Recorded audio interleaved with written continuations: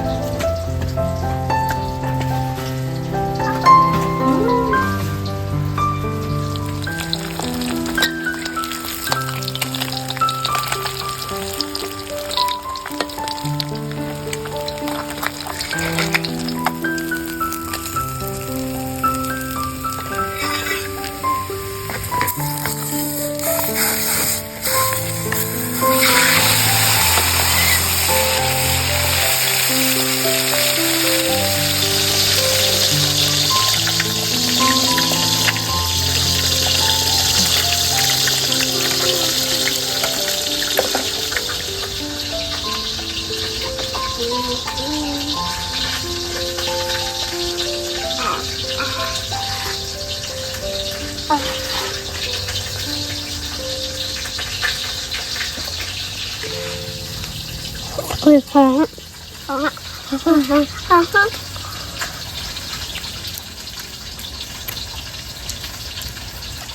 มันหนุ่มไม่อะค่ะ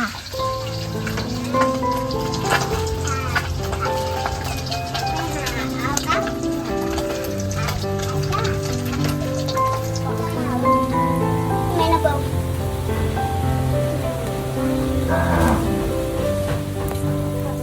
ห้องเดี๋ยวหันหลังโจ๊ก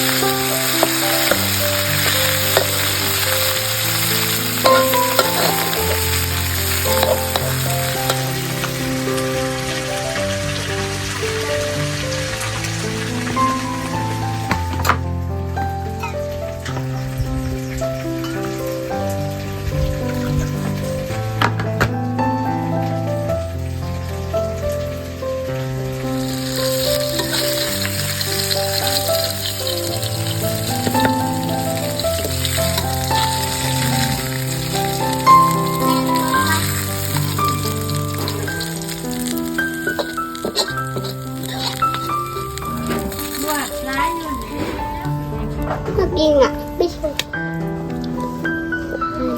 กดโทรศัพท์ลงหั่นเหมือนเนื้อปลาเลยอ่ะใช่ชิ้นเนี้ยมันหั่นเนื้อปลาซูแมนใช่น่าเกลียดมากอ่ะน่าเกลียดไหมชิ้นนี้เหมือนซอยจุใช่อันนี้คนซอยจุใช่ไหมนี่มันจะทำซอยจุเหรอใช่อ่ะดูครับใช่นะดูใกล้ๆ ไอ้เที่ยวครูสี่คนครูหยัง ครูหยังอ่ะแปมครูประจำชั้นครูแปมเป็นครูประจำชั้น ครูไอเดียดีสิครูหยัง ครูนาง ครูนาง โอ้โหตรงใจหมดเลยเหรอครูใกล้ น้ำสีบ่จะเจีย ๆไม่ตีเลยเบื่อก็หมักผมสุราใช่โอ้โหน่ากินมากขึ้นมาโชว์หน่อยแล้วลองมาดูหน่อยน่ากินมากแล้วพอเสร็จแล้วหนูจะเอาลงไปถ่ายใกล้ๆใครตดต่อโต๊ะตัดหนี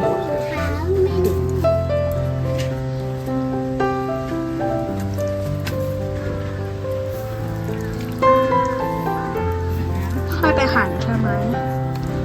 จะกินแบบมินเนียมหรือว่าแบบสุกหรือไม่สุกหรือสุกนิดนึง แบบสุกแบบสุก สุกนิดนึงได้ไหมสุกเล็กนะ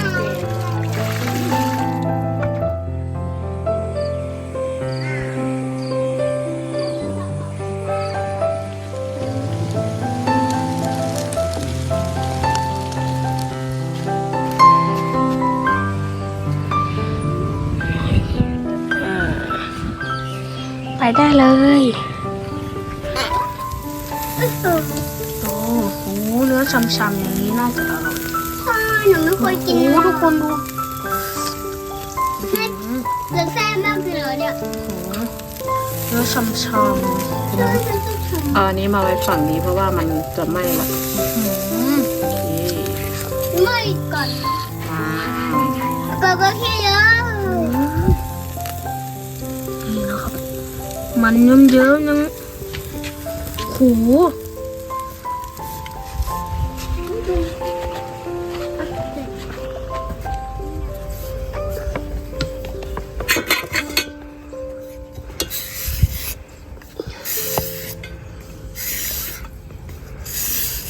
นี่เราไปวางขมิ้นดูสินะเสียขาดโตกูว่าซื้อหัวใส่สวนยาพมเอาเจ้าจงเหลือสวนยาเทียม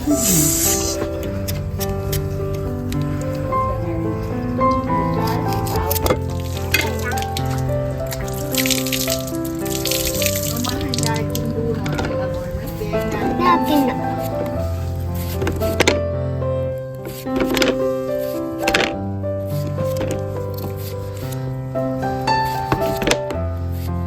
เอามือออกไอเดียดับมือดับมีดบาดมือ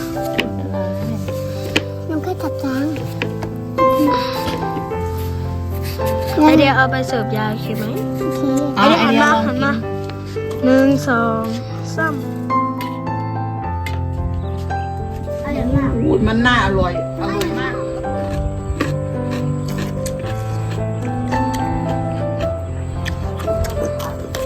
ตัดใส่เรื่องนี้ก่อน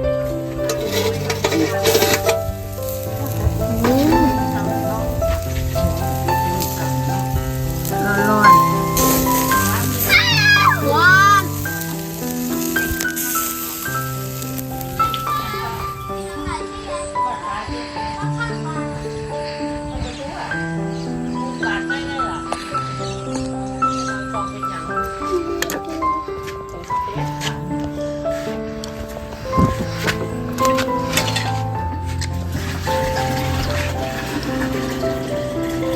ใกล้ขนาดแดงเป็นรอยนี่ก็ต้มไปด้วยไก่คนกับปลาทุกเค็ม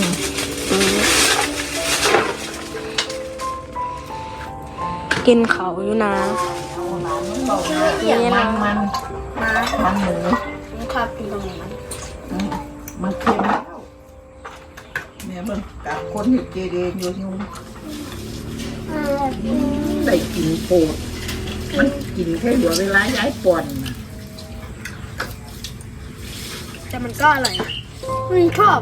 มันเค็มตั้งใจเจอเขาเนี่ยจะมาจิ้มน้ำอย่างนี้เลยที่มันไหลเค็มแล้วก็1 2เลข1ร้อนเลยเด็กที่สอนหนูนะจำได้พักผ่อนให้เพียงพอยาเดี๋ยวจะกินแถวไหนค่ะเราแหล่บ้านมาเลยลูก